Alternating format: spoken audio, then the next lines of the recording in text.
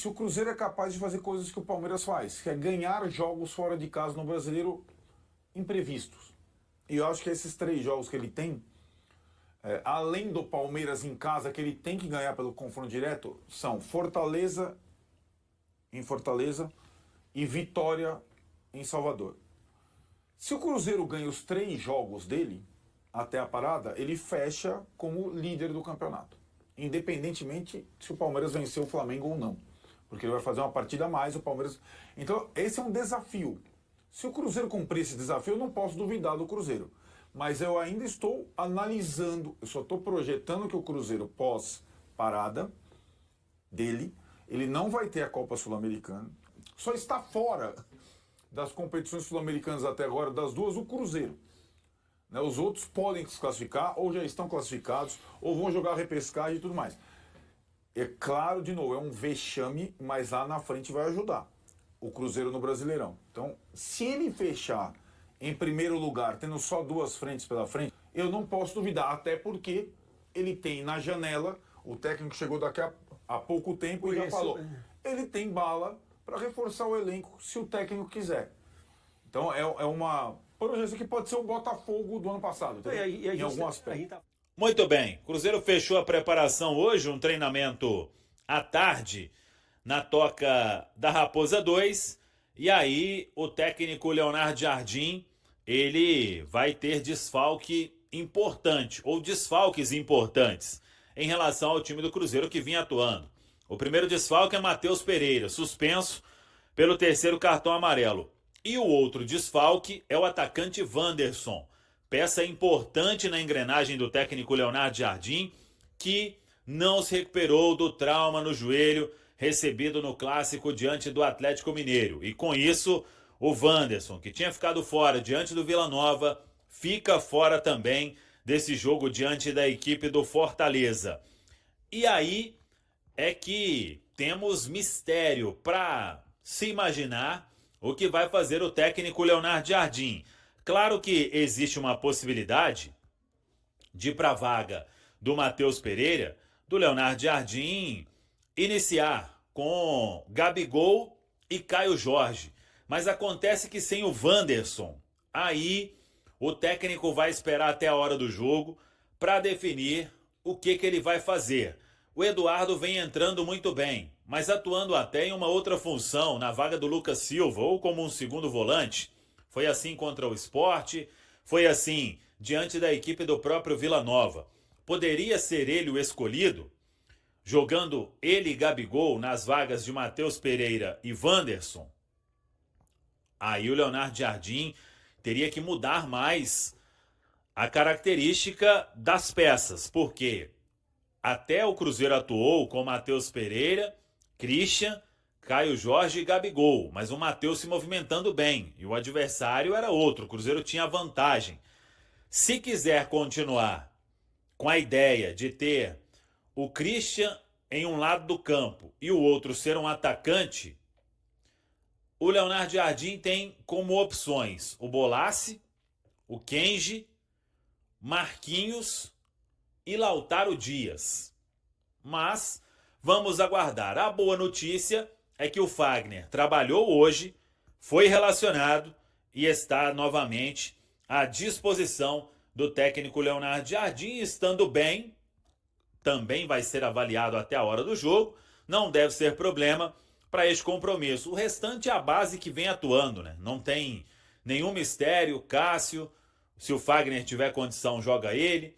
Fabrício Bruno, Vidalba, Kaique, Lucas Romero, Lucas Silva, Christian, aí o substituto do Matheus, Caio Jorge. Então temos 2 vagas aí. Gabigol deve ficar com uma. A outra estaria entre Eduardo, Bolassi, Kenji, Lautaro, Marquinhos. Vamos aguardar. O fato é que o Cruzeiro sabe que chegou aquele momento de mais entrega ainda.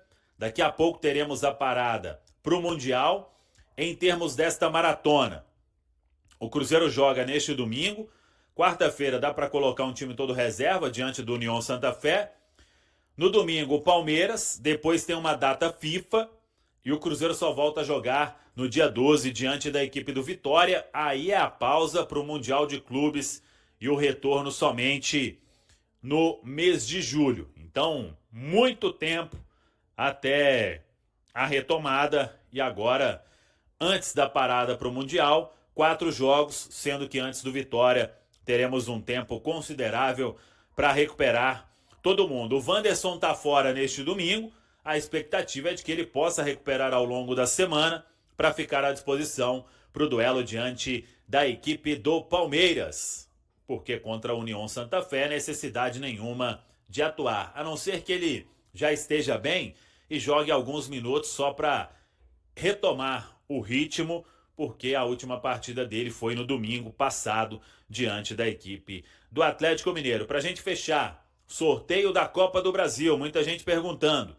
Dia 2 de junho, 1h30 da tarde. Esse sorteio seria já na próxima semana, mas a CBF alterou e vai fazer então no dia 2 de junho, uma segunda-feira. Seria na sexta, dia 30, passou para o dia 2 de junho. As partidas de oitavas de final da Copa do Brasil, somente a ida no final do mês de julho e a volta no início do mês de agosto. Com o histórico de 8 partidas sem derrotas, o Cruzeiro se prepara para encontrar o Fortaleza neste domingo, às 20h30, no Castelão. O adversário tem sido um ponto crucial para o clube mineiro nos últimos 2 anos no Campeonato Brasileiro. Os 2 confrontos entre as equipes, um em 2023 e outro em 2024, marcaram um momento decisivo para o Cruzeiro nas edições anteriores do torneio. No jogo de 2023, o Cruzeiro estava ameaçado pela zona de rebaixamento e não poderia se dar ao luxo de obter resultados ruins. Caso contrário, entraria na luta para evitar a queda para a segunda divisão. Essa mudança começou exatamente contra o Fortaleza, onde o time celeste venceu por 1-0 na Arena Castelão, com um gol de Bruno Rodrigues. Naquela ocasião, Paulo Autuori era o treinador do Cruzeiro, sendo esse seu primeiro jogo após a demissão de Zé Ricardo. Após a vitória sobre o Fortaleza, a equipe conquistou mais um triunfo. Empatou 4 vezes e terminou o Campeonato Brasileiro de 2023 na 14ª posição, garantindo classificação para a Sul-Americana. Em 2024, o Cruzeiro voltou a se enfrentar com o time cearense, mas sofreu uma derrota por 2-1.